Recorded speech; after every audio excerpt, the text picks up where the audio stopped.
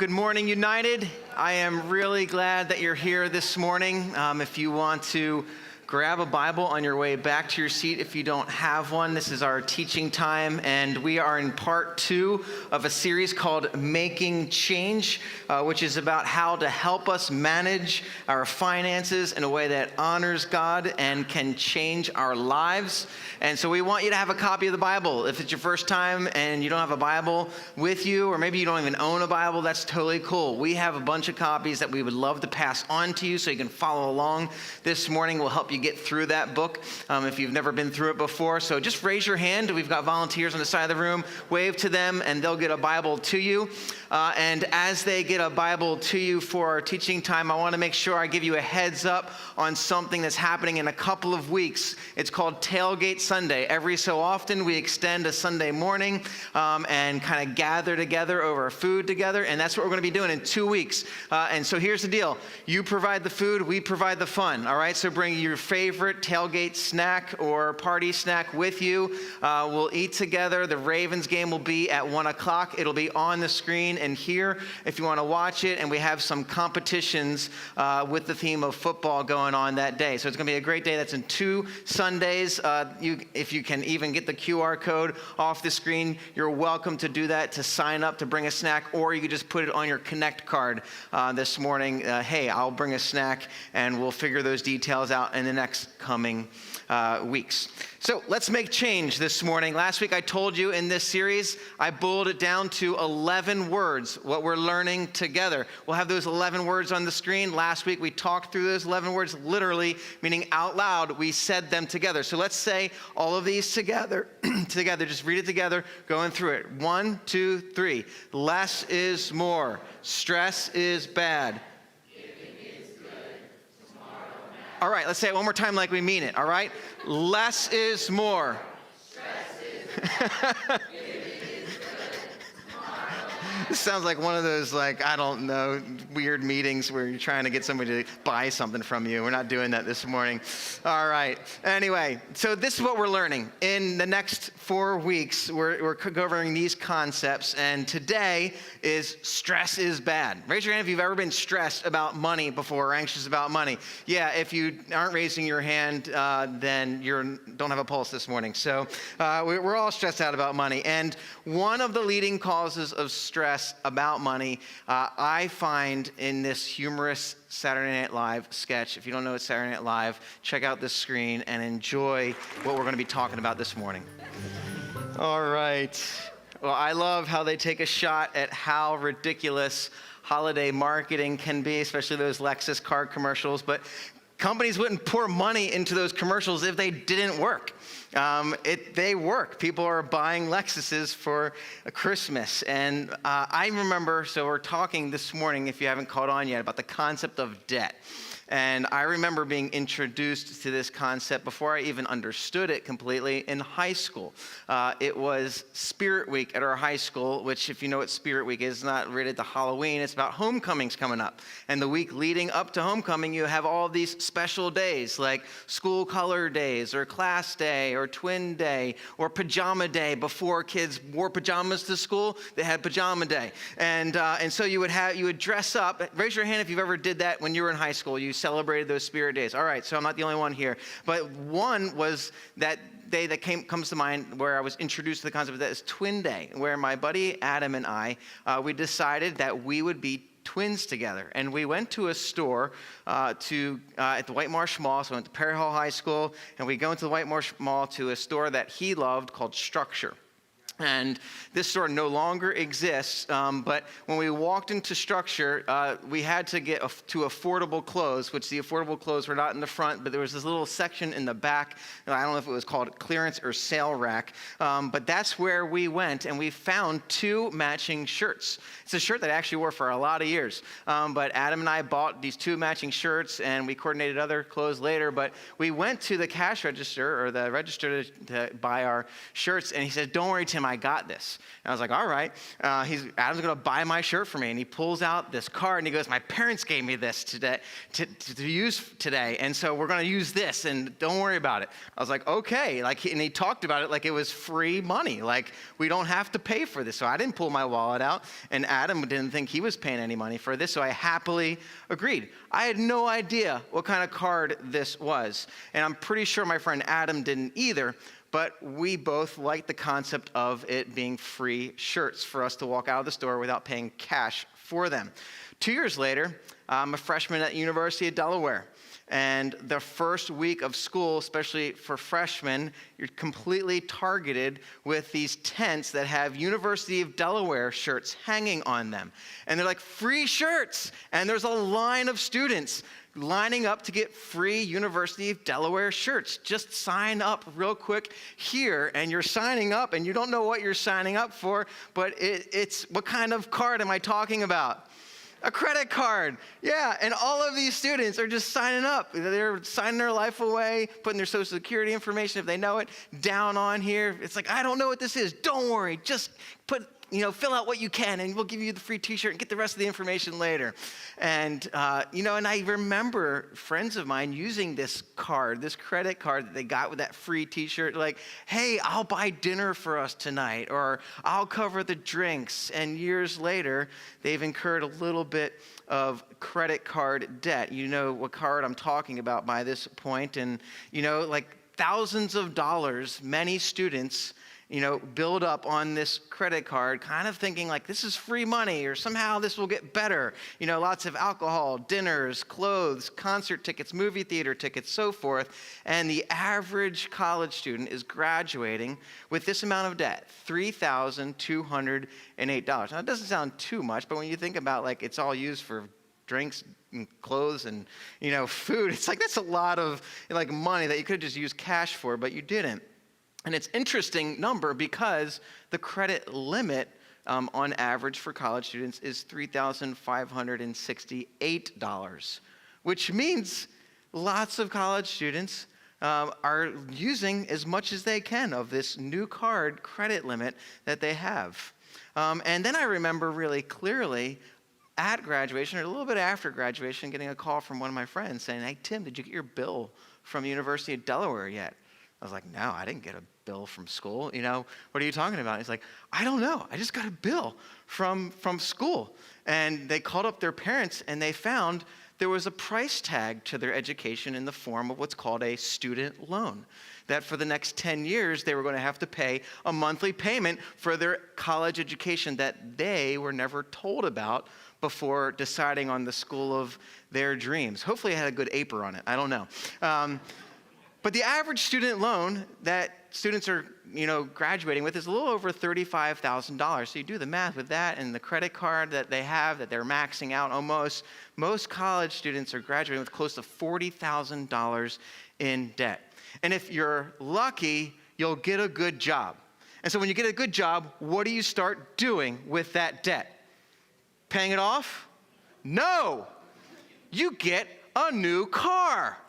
Because now you have enough money for a monthly payment to get a new car. And the average new car goes for $40,000. And before you know it, college students by the mid-20s, average amount of debt is $60,000. So trying to pay off those student loans, the auto loan, the credit card loans. And you hear a lot of phrases like, I can't afford to get married. Or we can't afford to have kids. Or how can I afford to get a house? Like, sometimes all of the debt you already have is close to house payments and the amount of what a house would cost. See, debt is without a doubt the leading cause of financial stress. Week 2 of making change is stress is bad. So stress is definitely bad, but something else that's bad is debt is bad. Whether it's credit card, auto loans, all types of debt. And no one ever told most 18-year-olds that the school of their dreams would put them in debt. Nobody at that free t-shirt tent was helping students understand the concept of, yes, use this card, but you'll have to pay it back at this rate.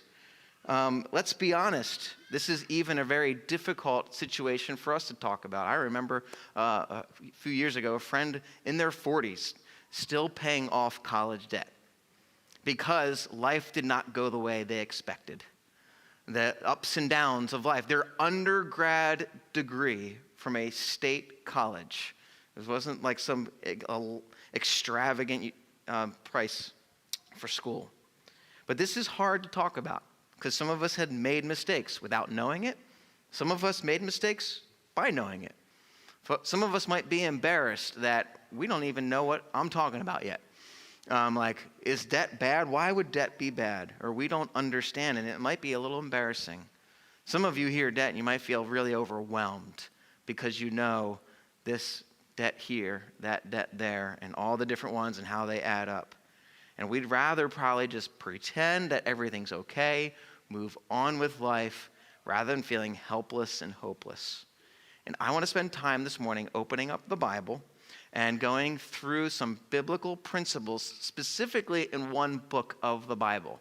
And it's a pretty easy book to find if you're not familiar with the Bible. Just go ahead and open the Bible to the very middle, and you'll find yourself in a book of the Bible, probably, if you open to the middle accurately, Psalms. The very next book is called Proverbs, and so you're just going to turn over to Proverbs, and you're going to find yourself and find your way to the big number 22.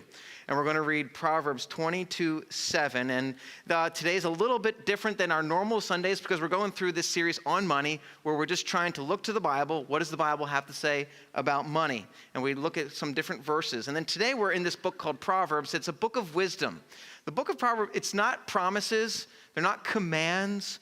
They're these generally wise sayings that if we follow them, they could be really helpful for us in living a good life that's connected to God. It's a smart way to live. And so we're going to look at several different Proverbs this morning, flipping around. And the first one goes right after that right away in Proverbs 22, verse 7. And here's the short and to the point statement. The rich rules over the poor, and the borrower is slave of the lender.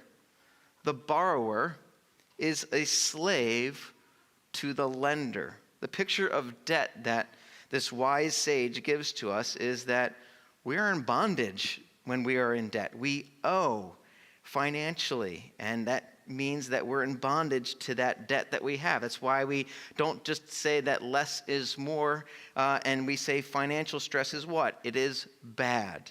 We don't want to be in bondage to anybody. That's why as your pastor, I want to help you this morning, and I will encourage you to stay engaged and have an open heart to these wise sayings, because I believe with all of my heart that God wants something better for his children than to be in financial bondage. That's the picture. God never liked the idea of bondage, all the way back to Egypt and the Israelites being in slavery there, and to even modern day slavery and historical examples of slavery. God never wanted any of his children to be slaves. And that's the picture that we have for debt. That in one sense, we're a slave to those that we owe. And the concept of debt is this ancient idea with horrible illustrations to illustrate it. And I want us to be thoughtful about debt this morning. I'm not going to go through a huge biblical excursus about debt, but to be thoughtful about debt, we need to remember three things that the Bible overall says about debt. It never forbids debt. So when we look at Proverbs, remember I said it's not commands. God doesn't forbid it, but God does highly caution against debt, which we'll see a couple times. And then taking on debt is generally a bad thing. I mean, God dislikes this concept of being in bondage to somebody, being a slave to somebody. And what he did actually in the Old Testament is he had like a divine debt reset, where every 7 years, if you were still in debt and hadn't paid off your debts, he would actually hit a reset button and cancel all of your debt. And so it's called the year of Jubilee. And it was full of jubilee for anybody who had a lot of debt. They were very excited about being forgiven that debt if they hadn't paid it off yet. It points forward, actually, to a more important debt that would be forgiven is our spiritual debt. The whole purpose of a lot of the Old Testament is pointing forward to Jesus coming and being the ultimate debt eliminator. All right, and debt forgiver. But you see, like, God never liked the concept of debt. He wants us to get rid of debt. He offers Jesus as a way to get rid of spiritual debt. And for a long time, people, no matter what religion you were, what faith background you had, lived with a similar rule of life that we find here in Proverbs, that we're just reading together. And I'll tell you this rule that people lived by. It's going to shock you. It might freak you out a little bit. You might think it's really crazy. But for centuries, people lived by this rule. Are you ready for it? It's if you didn't have the money to buy something you wanted, you weren't allowed to buy it. That is shocking, isn't it? That is crazy. That is insane. If you don't have the money to buy something you want, you aren't allowed to buy it.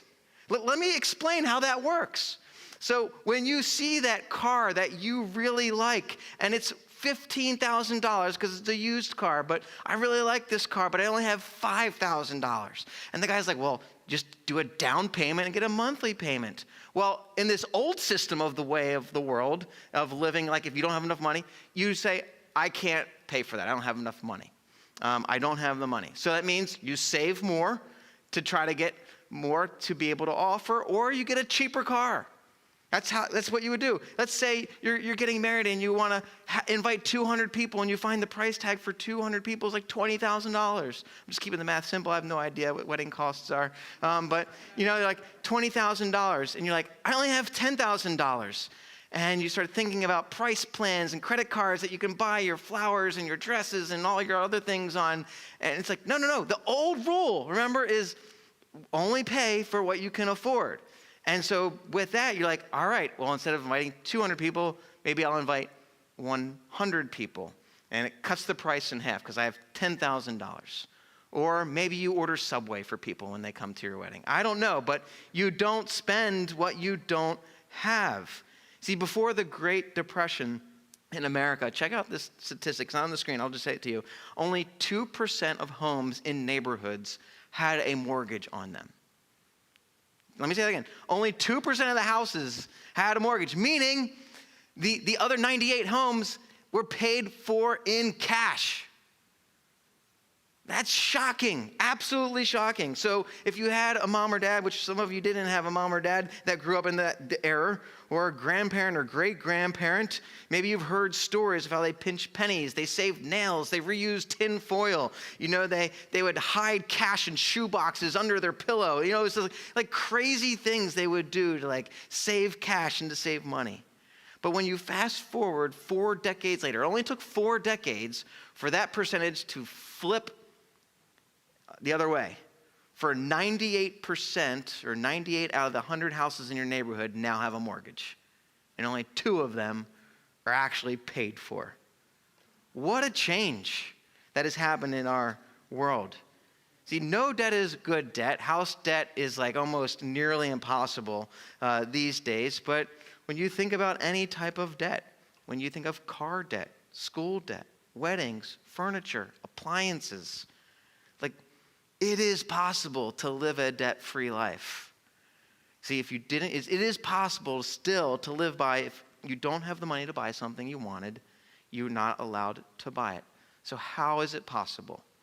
Well, I'm going to share a couple principles that we see in Proverbs, but I know it's possible because I know people in this room that don't have that debt. And they've lived their entire lives without having that type of debt. And you think it's unbelievable, I'd be glad to talk to you about it. But Proverbs 13:7. Here's one of the first principles that I want to share with you. Has a bunch of advice to help at a heart level of how to avoid, buying things that we don't have money for with credit cards or other loans. So turn to Proverbs 13 and look at verse 7, and I'll read my translation. It says, one pretends to be rich, yet has, you fill in the blank, it has what? Let me say that again. One pretends to be rich, yet has what? Say it again. What does that mean? Yet has nothing. Have you ever wondered, like, how in the world can they afford those vacations? How can he get that nice suit? How do they have such nice stuff? How does she have so many nice purses? How can she get her nails done all the time? Like, how do they have all of that? They actually don't own it. They have nothing. It's borrowed. It's debt. They have not paid for what they have. I've heard it said that there's 3 groups of people in our country: the haves, the have-nots, and the have not paid for what they got. And it's pretenders. People pretend to be rich. They'll post on social media, look at me, look at what I got, look at how awesome my life is. But if you dig behind the scenes a little bit, they're working 2, 3 jobs to try to keep up with the payments. They're not really that rich. The proverb says, what does it say? Let's read it again. One pretends to be rich, but has nothing. That's what we're seeing on social media. That's what you're seeing by social media influencers a lot of time. See, when you wonder how do they get that car on the vacation, here's how: debt, pretending. So here's my first encouragement: don't pretend. Stop pretending. Like, stop feeling like you have to fit in at school or fit in at work or wherever you're going, and you have to dress a certain way or look a certain way or have a certain thing. Like, you can say no to certain things with this next biblical principle that we'll see in Proverbs 25. And it's this value. It's one of 2 values I just want to hold out to you to consider this morning: to embrace self-control. So turn to Proverbs 25, and I'm going to just hold out 2 simple values that's related to debt and a whole lot of other things, but specifically self-control. So if you're in Proverbs 25, we'll read that in a second. But let's say this out loud together. Embrace what? Embrace self-control. I know how excited you are to live a self-controlled life from hearing you right now. Check this out. Proverbs 25:28. It says, a man without self-control is like a city broken into and left without walls. Financially speaking, this is what we're like. And you're like, that makes no sense to me, because we don't live in these times, ancient days, where walls and massive walls around a city were a sign of protection. And it was a safeguard from being attacked. If you don't have walls around the city, you're defenseless. Your enemy can just walk right in and loot and burn all of your buildings. And financially speaking, this is the picture that God gives to us, that if we don't have self-control in our life, financially, our life can just be in ruins, and in other areas of life as well. But when we think about taking credit cards out for a shopping spree, or we get a flyer in the mail that has an amazing deal for furniture, or you know what, you can get your house, a whole renovation by getting new siding and windows and everything, and you don't have to make a single down payment or payment until a full year. It's like, well, that sounds great for the first year, but something really drastic is going to change after that first year. And you'll be defenseless because you didn't have self-control to say no. And the problem with many of us is we battle with self-control.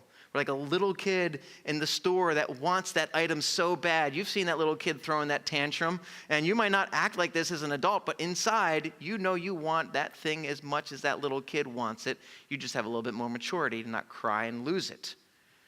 And we need self-control. Some of you brag about your purchases. You got your Kohl's card and you had an amazing deal. You got the 30% coupon, and you went and you shopped and you got an awesome belt that matched a great shirt and and a new pair of shoes with it. Some of you are laughing because you're like, I don't shop at Kohl's. And it's like, no, you don't. You shop at other stores that you can't afford. And you use their card on it, and you're using their card because it's an amazing deal. Like, oh, look at the percentage that I got off. And at Kohl's, you get Kohl's cash. You pay a certain amount. I get Kohl's cash. I can go $10 free shirt. And not really, because you didn't have to spend any money in the first place. You could say, I saved a lot on that credit card that you're going to pay a lot more for. But we need to say no. And if you're trying to get back on track, so this message has 2 intentions. For some of you, it should scare you to get into debt. And for others, you're in debt and it wants to help you get out of debt. So all right, Tim, I'm in debt. Help me. You need to say no. I know it says great deal, but you don't need it. I know it'll help you feel like you fit in, but it doesn't matter. Who's your acceptance and approval from? Who's that most important person? It's God. I know you might feel like you're keeping up with the people in your neighborhood, but you don't really need that. If you're in debt, you're having a hard time financially, trying to get back to, just a livable standard of living or meeting a certain financial goal, you need to practice self-control. And the word that is the really easy word to say but harder to do is no. Say no with me. No. Do you really need tickets to the game 2 times a month? Not when you're getting out of debt. Do you really need your nails done twice a month? Ladies, I need to hear your voice too. Do you really need to get your nails done twice a month when you're getting out of debt? No. There's these things called stores where they have nail polish that you can buy and do it yourself, right? Because when you're getting out of debt, and that's what I'm talking about. When you're getting out of debt, when you're working to get financial stability, that's what you should be doing. I know that's hard news and you don't like me right now for saying that, but do you really need the cup of coffee at the same stop on your way to work every morning, or can you just make it at home? Let's start practicing saying no again. Does your 12-year-old really need the newest iPhone?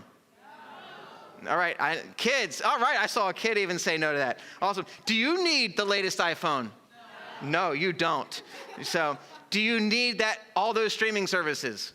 No. If you're getting out of debt, if you're trying to save, if you're wanting to be more generous, you don't need that. And no is the magic word to having self-control. And Craig Groeschel puts it this way: we're going to say no for a little while so we can say yes for the rest of our lives. Because here's the thing. I'm not saying don't do any of those things. That's not at all what I'm saying. If you have money, pay for what you can afford. That's what I'm saying. Remember that old rule. And you see, because otherwise what you're doing is you're like a city without walls. You're defenseless and you're prone to financial instability. And I want to show you a really simple example of a life of no self-control compared to a life of self-control. See, I mentioned college students and how often college students can be targeted for debt in a number of different ways. And imagine if college students, if you're hearing this now, you can start really early by saying no to those credit cards, no to auto loans, no to school loans, and starting to figure out a way out before it starts. The average credit card balance, so I'll show you a picture if you're not able to have self-control. Because the reality is college students, when they graduate from college, and I'm going on all averages here this morning. So the average debt increases. It doesn't decrease. The average credit card debt increases. It doesn't decrease, meaning like average person's not paying off their debt. But let's just say the average person does start to pay off their debt and stops incurring debt. The average debt right now is $8,768. How in the world does somebody get that? It's a lot of meals, a lot of movie tickets, a lot of fun. Maybe it's not like building up over the course of time. Maybe it's like, hey, I really want to take my family to Disney, and we're going to go do the Disney thing, and it's about this much money to do the whole Disney thing, to fly there, to get hotels and food and all the tickets that you need. So check this out. I'm going to round up because that's $8,700 to $9,000. Minimum monthly payment for a $9,000 credit card at 22%, which is the average. I'm just using all averages this morning, is $180. So let's say you make the minimum payment on this credit card and you don't take on any more debt. So we're assuming you're not taking on any more debt. You're using self-control and you're starting to pay this off. At the rate of 22%, how many years do you think it will take to pay off this debt with this payment plan? Do you think it's going to be 5, 7, 9? It's 11 years. 11 years later. So 11 years later, you're finally out of debt and you spent $15,000 for Disney instead of $9,000 because what you've spent in that 11 years is that much money. This is a picture of no self-control. It's not that shocking necessarily, but it's not wise. That's too expensive for clothes. All the clothes that you bought and all the meals that you had, they're gone. Long gone 11 years by now. The Disney memories, you have to pull out photos to have those memories because it was that long ago. And you're still paying for it, and you finally paid it off because you had no self-control. But if you have self-control, instead of paying off a minimum balance on a credit card for $180 a month, let's say college students, you start doing this right now. Mid-20s, you start doing this right now. And for 40 years, $180 every month, you're going to invest. I'm using averages. So the average investment rate right now is 8%. And so 40 years for an average investment in like a Roth IRA or a 401k, you're going to just put that away for 40 years. In 40 years, here's how much money you'll have. $605,249. That's how much money, just that, using self-control and investing. If you had a good rate, because there's even better rates, that's just average. If you had a better rate, let's say 40 years at 12%, here's the number that you could get back in 40 years at 12%. It's well over $1 million. It's well over $1.5 million. Because somebody just simply decided to say no so that they can have a better, who do you think is going to be more generous at Christmas time with the grandkids? The person in their 20s who just kept taking on debt and making minimum payments? Or who said, I'm going to say no to debt, and I'm going to invest that, and I'm going to be generous to people. I'm going to be generous to God's mission. I'm going to be a generous person. Embrace self-control. That's just a real crude picture for us to see how much of a game changer self-control can be for us. The second concept we're going to look at in Proverbs is in Proverbs 21, and it's embrace planning. So just go ahead and turn real quickly and easily to Proverbs chapter 21 and verse 5. You're going to see this verse. It says, the plans of the what? Diligent lead to what? Profit. Yes, as surely as haste leads to poverty. Do you see the difference there? A plan of a diligent leads to, say it out loud, profit. Let's do that one more time. The plans of the diligent leads to what? Profit. And then, but the hasty leads to what? Poverty. Completely different. Poverty is empty, nothing. Profit is to gain. It's the exact opposite. And planning is the wise sage's advice to doing this. But not only does this guy who writes Proverbs say this, Jesus does. Look on the screen. Jesus is telling a story. And in his storytelling of this parable, he just assumes something very commonsensical to life. He says, suppose one of you wants to build a tower. Won't you? He's just saying, this is what you do. You first sit down and you estimate the cost to see if you have enough money to complete it. Do you see? Jesus also is affirming the two values that I'm giving to us. There's self-control, like saying, hold on, I'm going to wait, not be hasty, and I'm going to sit down and do some comparisons and cost analysis to see if I can afford this. Jesus is assuming self-control and planning. Jesus' advice lines up with that old concept. Only buy what you can afford. Not if you don't have enough money for it and pay it back later. And here's the deal. You can wander into debt, but you can't wander out of it. You have to have a plan. You have to think about, how am I going to get out of debt? The first thing that you need to do, I don't have this on the screen for you, but if you're taking notes, you should write it down, is build a zero balance budget.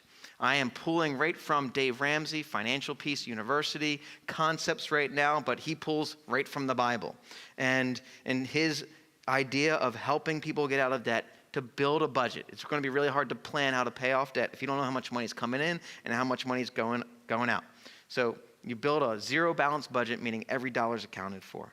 And here's a couple baby steps that Dave Ramsey in his Financial Peace University class offers to you. Step 1, save $1,000 for emergencies. Now, what does this have to do with debt? What does saving $1,000 have to do with helping me get out of debt? Why would I want to do that? Well, in the next month or two, do you think something might break that you own, that you need, like your car to get to work, or an appliance to do your laundry? You don't want to go to work smelling bad with laundry that stinks. And if those things break, you want to fix them, but you don't want to go into more debt. You need to stop going into debt. And so if you don't have any money in savings, you're going into debt for that auto repair, for that appliance repair. And so you save $1,000 so that when it breaks, you're not worried. I'm not going into debt because I've got money to be able to pay for that. And then you build that right back up to 1,000. That's baby step number one, is to save $1,000. It's an emergency savings. And you can get this real quick. And here's how you can get this real quick. You can sell stuff in your house that you don't use and you don't need. Just put it on Facebook Marketplace. If you got kids, do it so crazy that they're getting scared. They're like, are you going to sell this, Mom? Are you going to sell that, Dad? Just sell stuff like crazy. I bet you can get $1,000 just by selling stuff in your house. I think you could also help get to this in a month by stop eating out. Stop going out. And we're working hard to get out of debt. So if you're like, I have money, then buy it. Buy the cup of coffee. Go to the convenience store. That's great. If you have money to buy it, buy it. But if you're working to get out of debt and you need to get on track, shut down those costs that you really don't need. Shut down the streaming services. Do this all just for a month, getting to $1,000. You build that budget and you start to figure out, how now can I get out of debt? And here's the 2 phrases I'll give to you this morning. Step 2 is debt snowball or debt avalanche. Raise your hand if you've ever heard either of these two phrases before. Debt snowball, debt avalanche. There's a little debate over which one is better. I'm not going to weigh in on that debate. I don't really care. I think both of them, if you set your mind to paying off debt, you can use both of these. And I'm not going to explain either of these also this morning. So you might be like, hey, why not? Because I'm not a financial expert, all right? Go to your friend Google and just type in debt snowball or debt avalanche. You got hundreds of people willing to tell you how to use these methods with a lot more expertise than I do. I had a friend who used the debt snowball method, and what it is making sure you have some money that you can make consistent payments on debt over and over and over in a repeated way until your debt is eliminated.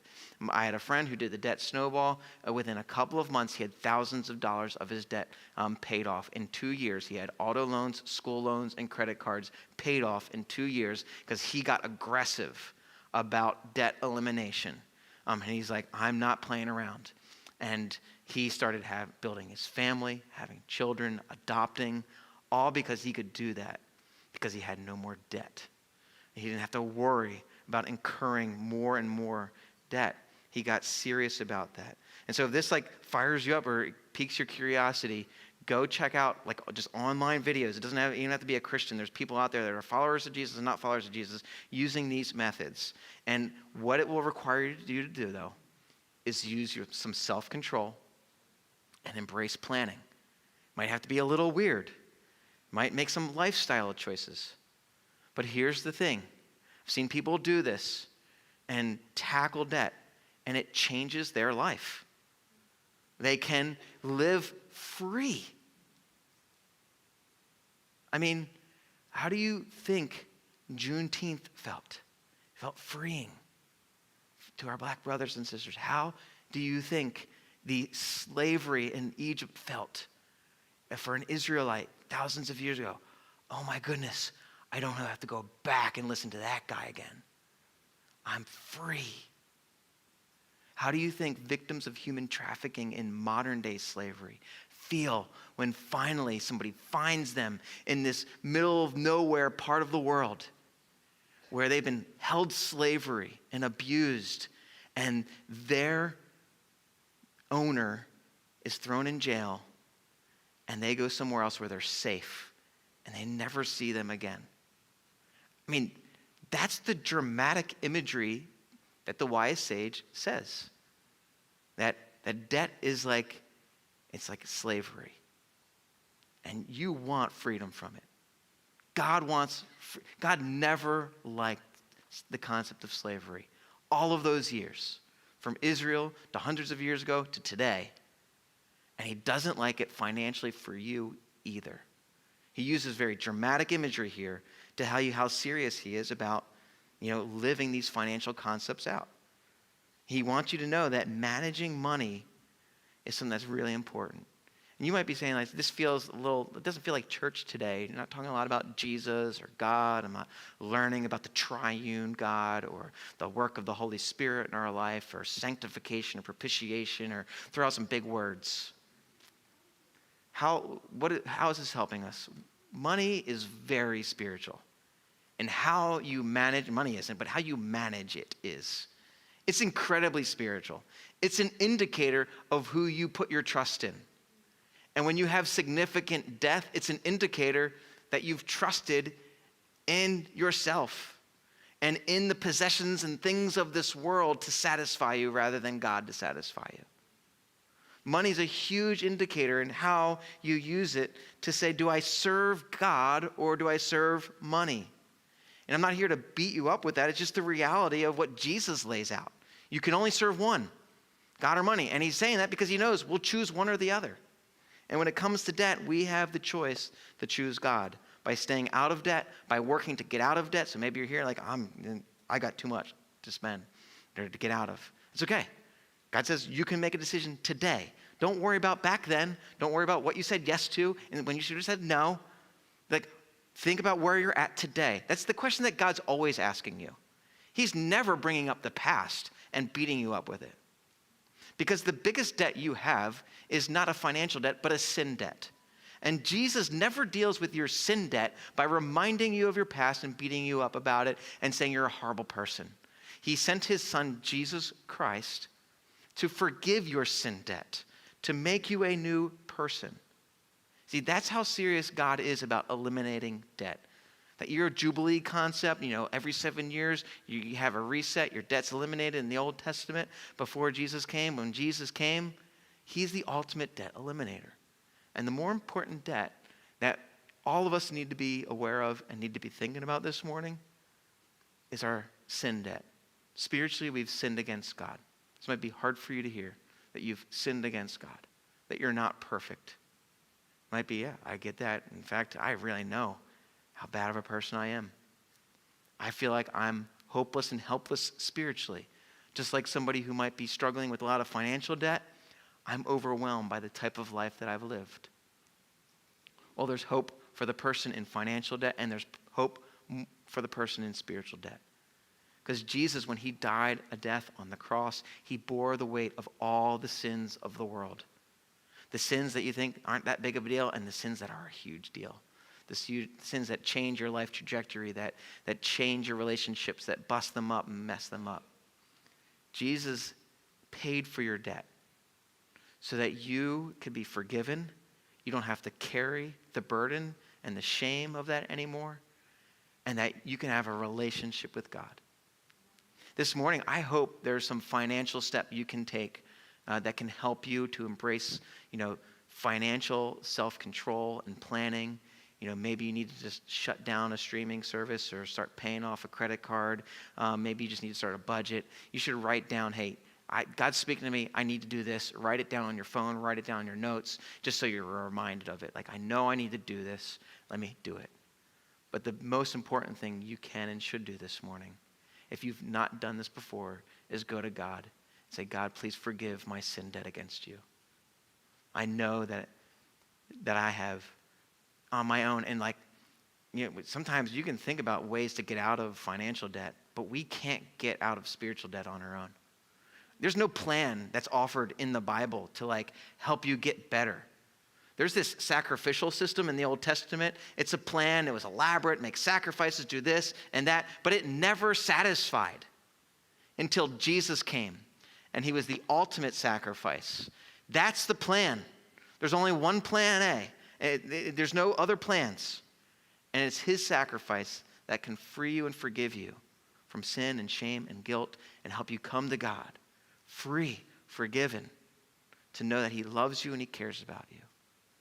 And so I'm going to pray, and as I pray, I'm going to pray for you if you haven't received that gift of forgiveness, that God would open your heart up to receive Jesus this morning. We're going to take communion together, which I'll explain in a second why we do that. And we're going to celebrate our love from God through Jesus. Let's pray. God, I thank you for Jesus Christ, the ultimate debt forgiver and eliminator. And I pray right now that you would just open up hearts of people that are not following after you, they don't care about you, are indifferent to you, and help them to see that you care about them, that you love them, and that you sent Jesus to die on the cross for them. Help them to see, Lord, that you offer forgiveness of their sins completely. They don't have to pay anything back. And I pray right now that they would receive Jesus and trust in him and place their faith in him. I pray, God, that as we think about our forgiveness through Jesus, Lord, it would even just motivate us to live financially in ways that honor you. Lord, it's clear as we just read these few scriptures this morning that you don't like debt. You sent Jesus and crucified your own son to eliminate our spiritual debt. And you don't like financial debt either. And I pray, God, that you would help people this morning to take steps towards financial freedom, towards getting debt out of their life. You would help people use self-control to get serious about debt and to be able to plan wisely, to be able to work themselves out of that financial debt. And God, we just ultimately look to you, and we thank you for being in the business of removing debt from our life. Help us join with you in that by trusting and placing our faith afresh completely in Jesus and surrendering to him. And we pray this in his name.